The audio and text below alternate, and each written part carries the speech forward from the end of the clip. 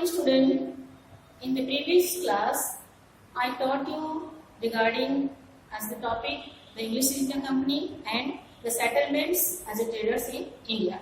Now today we will continue with this topic of the chapter. All of you open your books and let's start with this topic: British conquest of Bengal. British conquest of Bengal. Bengal was the richest and the most fertile of India's province. Bengal सबसे ज्यादा समृद्ध और rich province के रूप में जाना जाता था. प्रोविंस मीन्स प्रांत, एरिया के रूप में वो जाना जाता था. It's industries and commerce were well developed. The east India company had highly profitable trading interest in the province. East India company को वहीं पे ट्रेडिंग करने का बहुत ज्यादा इंटरेस्ट था. वहीं पे वो करना चाहते थे क्योंकि बहुत इंडिया के सारे प्रांतों में इसको रिचेस्ट और वेल्दी माना जाता था. The Farman granted the company the freedom to export and import their goods in Bengal without paying tax. उस समय फरमान पारित हुआ था कि east India company without paying taxes वो इंपोर्ट और एक्सपोर्ट कर सकती थी. The company's servants were also permitted to trade but were not covered by this Farman. Trading का परमिशन तो था उनके सर्वेंट्स को, पर से फरमान के अंडर में वो लोग नहीं आते थे. उनको टैक्स पे करके ट्रेडिंग करने का परमिशन था. They were required to pay the same taxes as Indian merchants. Indian merchants की तरह उनको भी टैक्स पे करना पड़ता था. This Farman was a regular source of conflict between the company and the Nawab of Bengal. इस फरमान की वजह से वहाँ के बंगाल के नवाब और ईस्ट इंडिया कंपनी के बीच में हमेशा कॉन्फ्लिक्ट यानी कि संघर्ष होता रहता था. Matters came to a head when the young and raised Siraj-ud-Dawla became the Nawab in 1756. But जब 1756 में सिराजुद्दौला वहाँ के नवाब बने तब ये स्थिति ज्यादा संघर्षपूर्ण बनी. He demanded that the English trade on the same basis as in the time of Murshid Qoli Khan. मुर्शिद कौली खान के समय में जिस तरह से ट्रेडिंग के रूल्स को फॉलो किया जाता था उसी रूल्स को फॉलो करने के लिए सिराजुद्दौला ने डिमांड की. The English refused to comply as they felt strong after their victory over the French in South India. South India में फ्रेंच के विक्ट्री के बाद अपने आप को स्ट्रांग समझने लगे थे इंग्लिश ईस्ट इंडिया कंपनी. इसलिए उन्होंने इस चीज को मानने के लिए मना कर दिया, इस चीज का पालन करने के लिए मना कर दिया. The English refused to comply as they felt strong after the victory over the French in South India. Instead of agreeing to pay taxes on their goods, they levied heavy duties on Indian goods entering Calcutta, which was under their control. वो फरमान उन्होंने मानी नहीं, ऊपर से उन्होंने heavy duties भी लगा दी कि जो कलकत्ता में उनके कंट्रोल उनके अंडर में जो भी प्रोविंस थे वहाँ पे इंडियन मर्चेंट्स के जो भी गुड्स इंपोर्ट एक्सपोर्ट होते थे उस पर हैवी ड्यूटीज उन्होंने लगा दी. All these angered the young Nawab, who suspected that the company was hostile to him, was favoring his rivals for the throne of Bengal. और ये चीज जो है उनकी हरकत से नवाब को और भी ज्यादा गुस्सा आया. The breaking point came when, without taking the Nawab's permission, the company began to fortify Calcutta in expectation of the coming struggle with the French station at Chandernagар. The breaking point came when, without taking the Nawab's permission, स्थिति तो तब समझ breaking point हुआ कि जब young Nawab who suspected that the company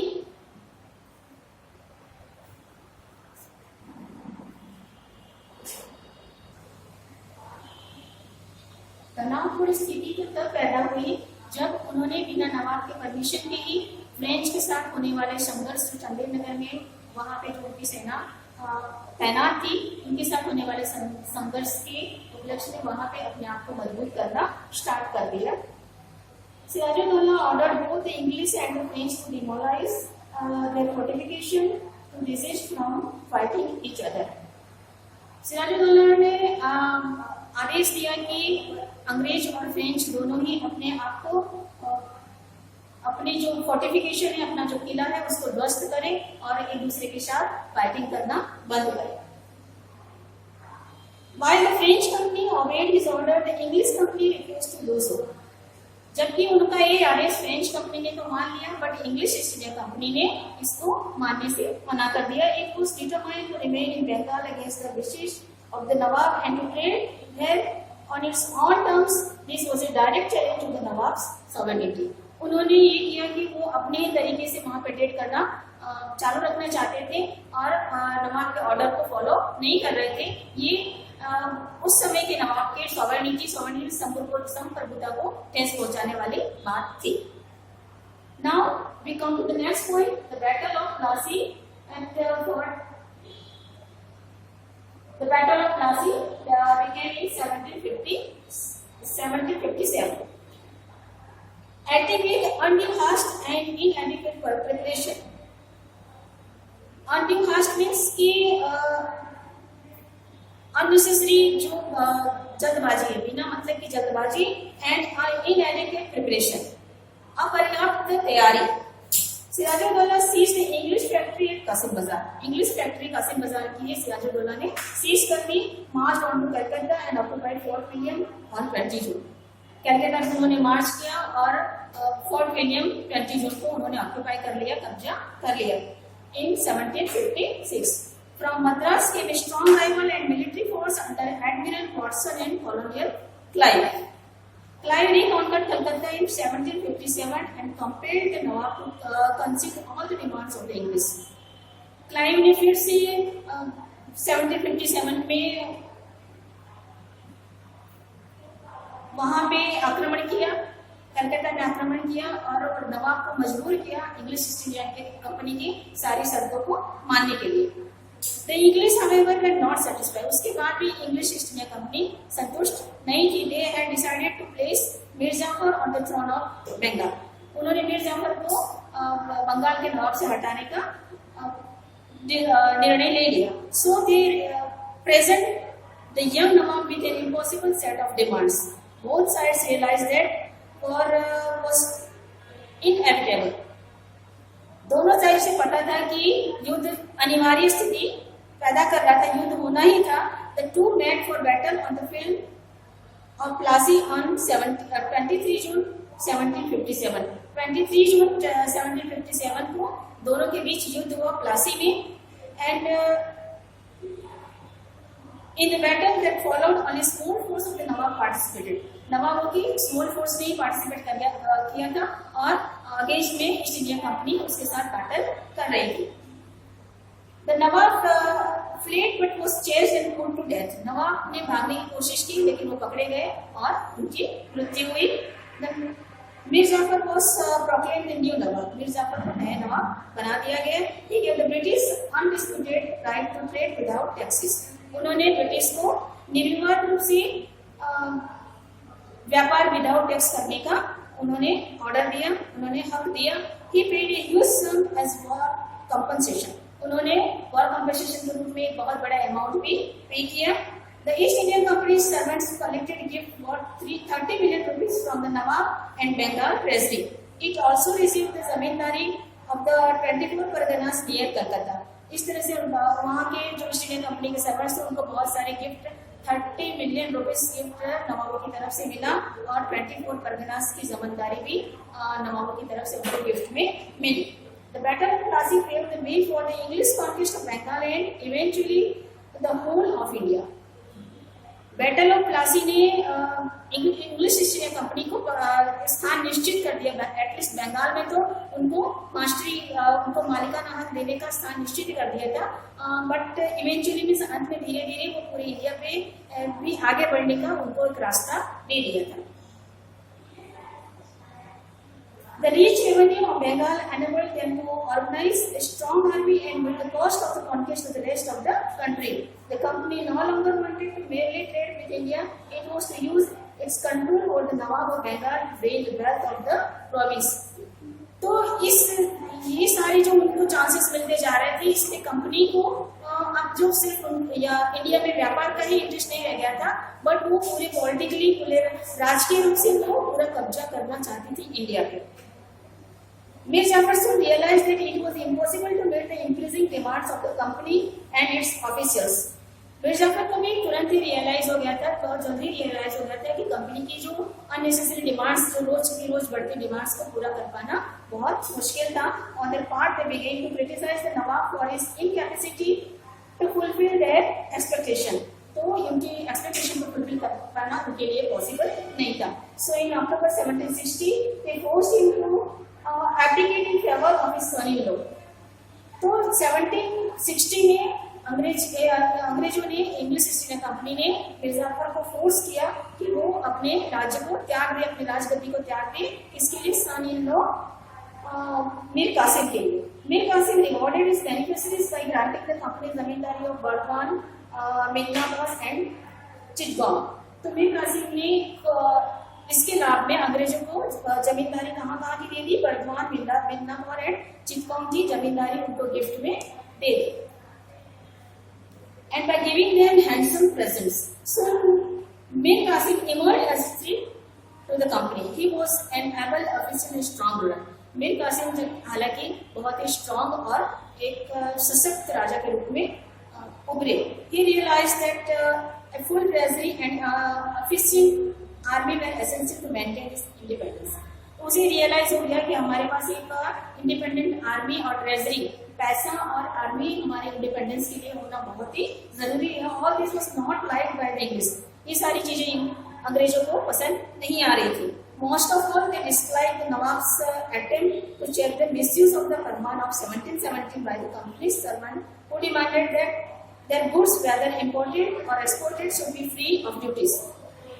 वहां के servants ने जो डिमांड की थी 1717 में कि उनके भी गुड्स जो है एक्सपोर्ट इंपोर्ट्स के ड्यूरिंग उनको भी टैक्सेस पे ना करना पड़े।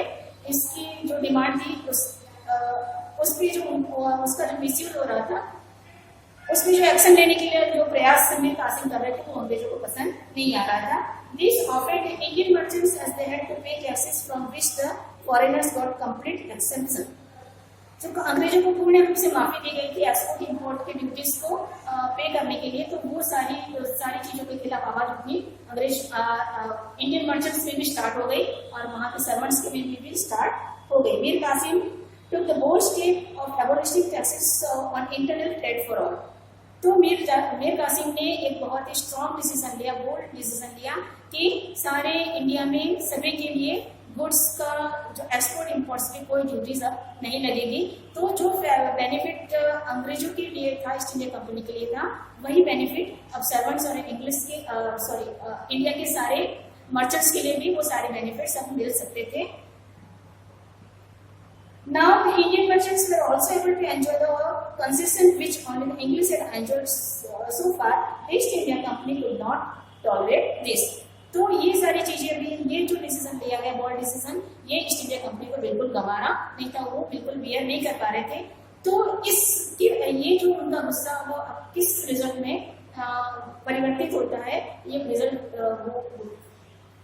वो रिजल्ट क्या है कि बैटल ऑफ बक्सर। तो ये गुस्सा के लिए फिर उन्होंने युद्ध करना स्टार्ट किया किससे, मीर कासिम से।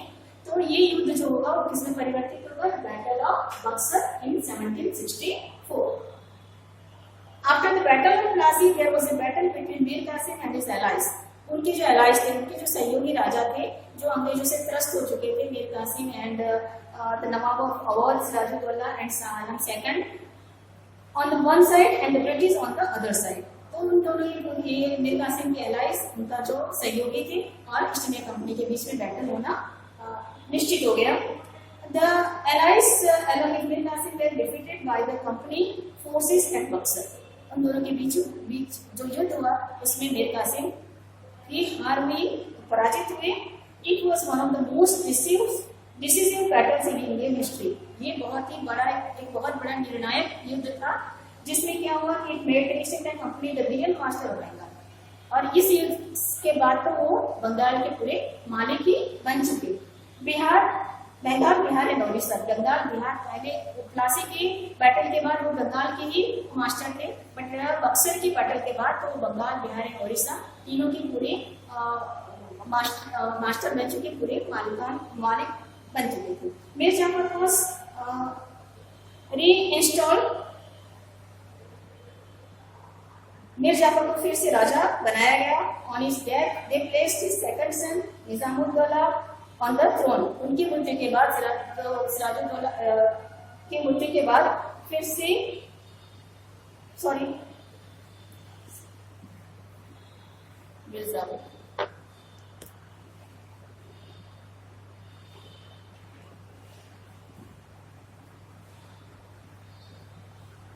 क्या हो गया? मैं तो वही बताया, पोस्ट वाला ही बताया।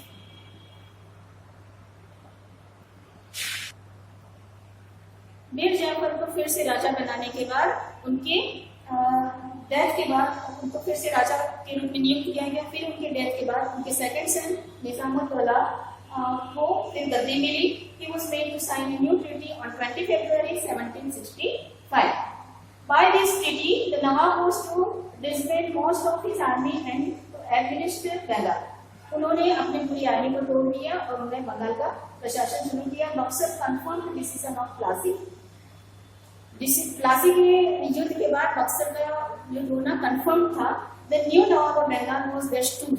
जो नए नवाब आए थे, तो जितने भी न्यू किंग्स आ रहे थे बंगाल के नवाब बन के, वो सारे उसकी कठपुतली, ईस्ट इंडिया कंपनी के कठपुतली बने हुए थे। द नवाब ऑफ और सबऑर्डिनेट एली एंड एम्परर थे पेंशनर।